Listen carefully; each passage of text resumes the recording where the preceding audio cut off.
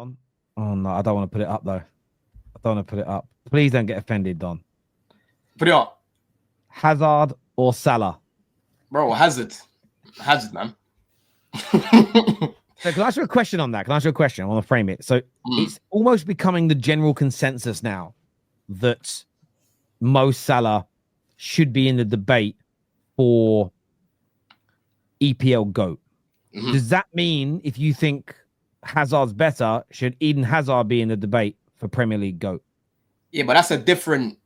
What it is, Salah probably has a greater Premier League legacy, I would say. Like, if he wins the league, right? That's what the league, Champions League. What else has he won here? He's won another league. He's won Carabao Cups. I think he's won. I'm talking about in the Prem. I'm talking about in the Prem. He might have, he probably has a greater Prem legacy. He's won everything. He's won everything as a Premier League player that you can win.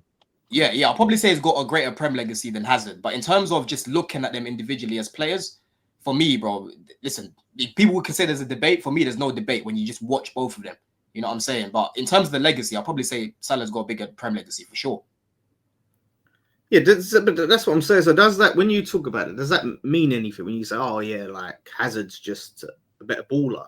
Do you know what I mean? Like really and truly. Hazard wasn't just a baller, bro. He won things. You know what I mean? But at the end of the day, Salah's done more in the league. You know what I mean? Like Hazard was let down towards the end of his time at Chelsea, bro. He was being given garbage to work with, absolute garbage, being asked to do everything pretty much. You know what I'm saying? If you put Hazard in the same system that that Salah's had with Klopp, you just ask him to stay up, he'll get a lot more numbers. Hazard would basically be the best player on the pitch in so many games, and he wouldn't even get GA. You know what I mean? Because he was playing DM. He's on the left. You've seen him on the right. You've seen him as a 10. You've seen him in the 9. You don't see Salah doing that, bro. You know what I'm saying? So, end of the day, you've got to watch how the roles they've both had.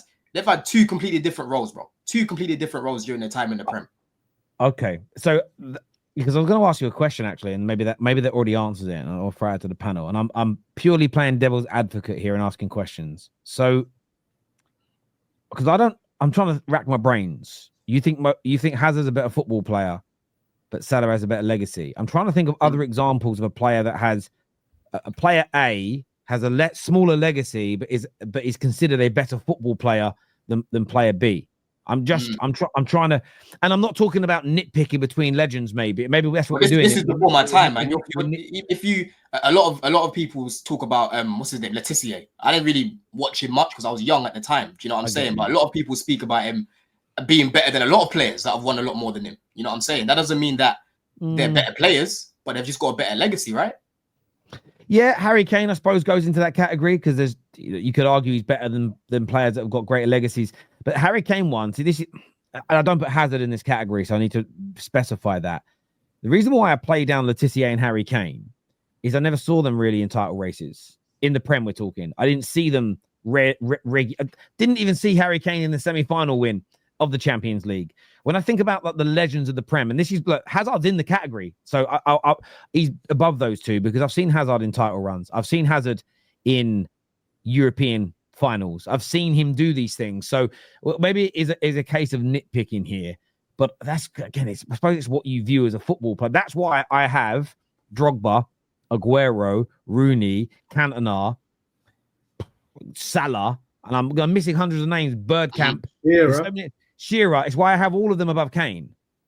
Ability-wise, he might win some of those arguments. Goal tallies, he might win some of those arguments. But I look at the four pillars. I look at sort of longevity and consistency.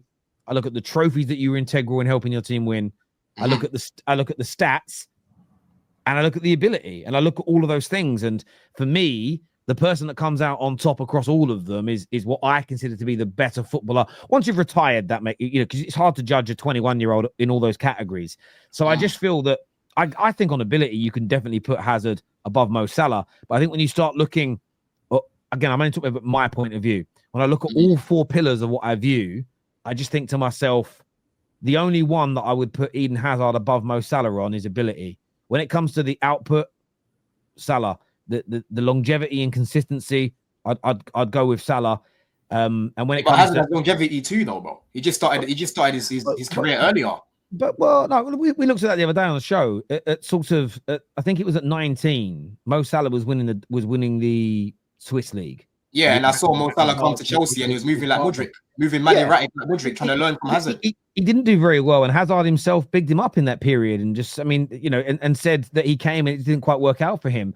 But at the same, again, I'm just giving you my view, and Hazard did do very well as a young player, and maybe he started too young, and we know he's admitted himself he didn't have the dedication in training and off the field, and maybe that's why it came to an end. And it's not a dig at Hazard. I think Hazard's amazing. The one thing you won't see me do is slag off Hazard in any capacity. I'm only speaking as I see it. I think he's an amazing player. He's one of the best forwards of his generation. And I say generation, I'm talking the last 15 years of the Premier League, not the first 15, because I don't compare eras anymore.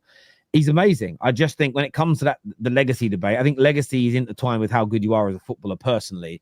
And how I view how good a footballer is, it's great doing what Matt Letizia did. And I grew up watching him. He was brilliant. But he never had that pressure of being in title races, Champions League campaigns. He never had that pressure that all of our legends have had. Sorry, Lawless.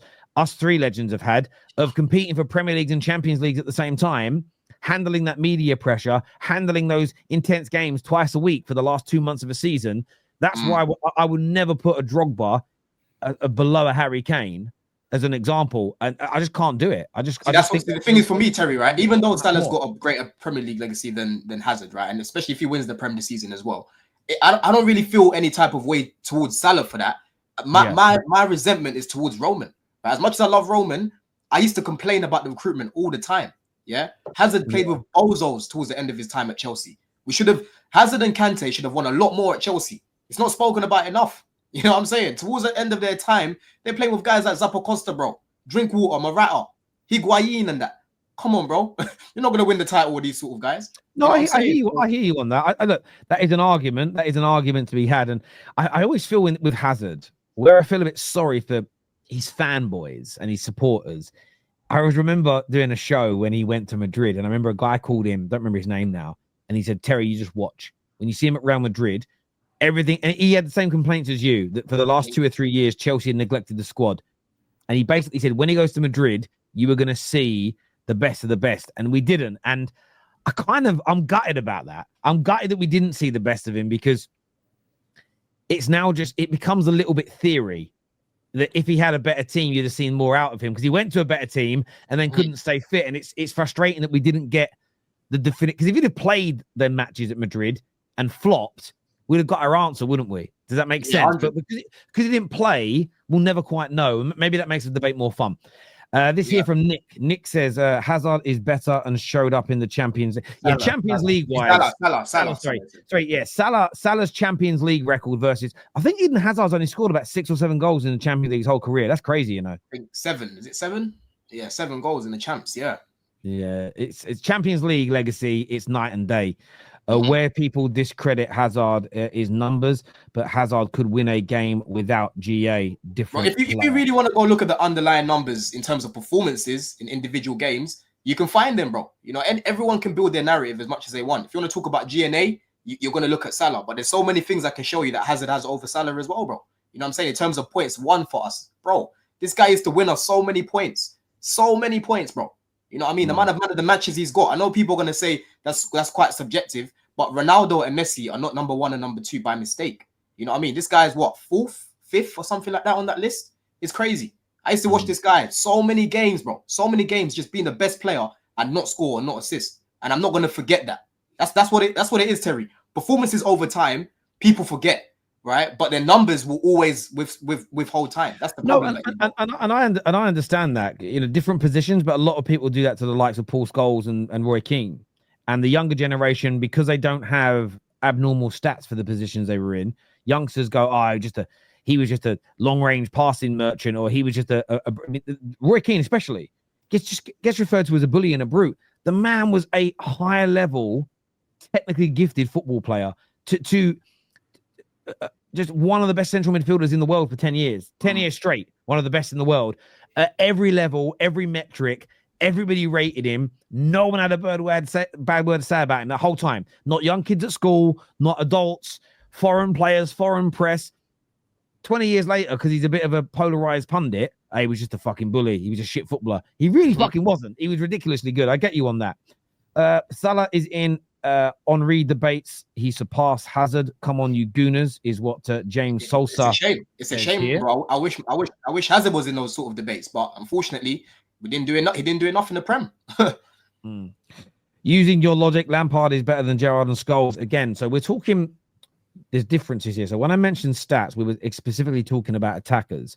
When it comes to central midfield players, the goals that Lampard scored are a massive feather in his cap.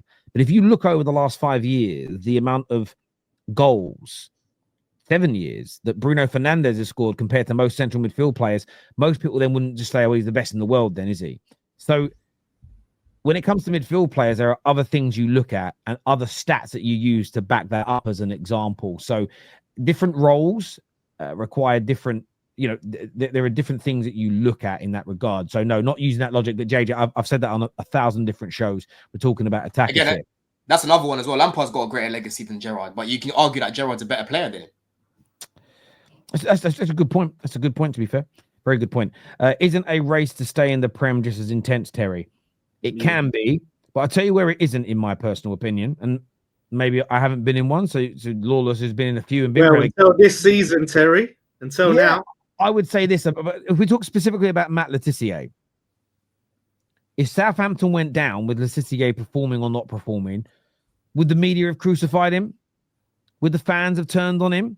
Would his career have hit a juncture where he has to move and change his life like he didn't want to? I don't think so. Relative easy. The same as Kane at Spurs.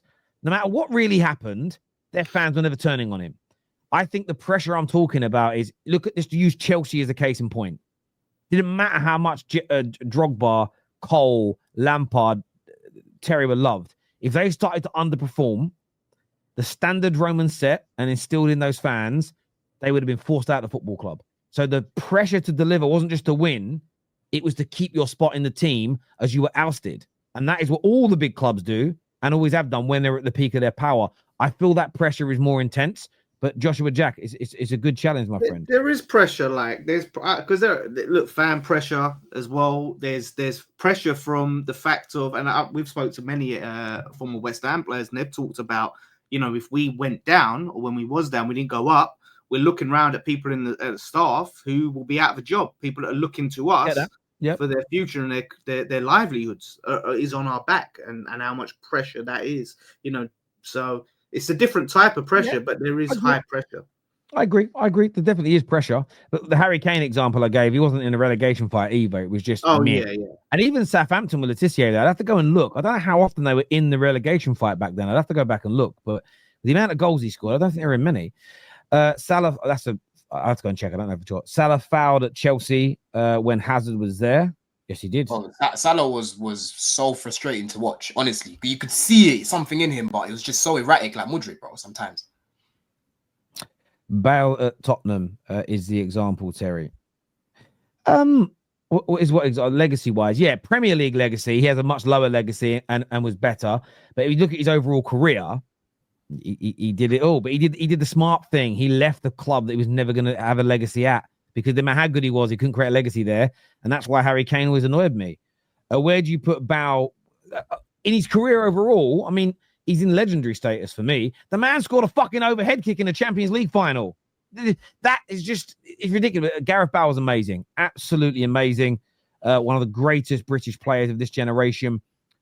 You could put him in a category in an argument for one of the best exports the country's ever had as well. One of the best performers away. But there we go. Look.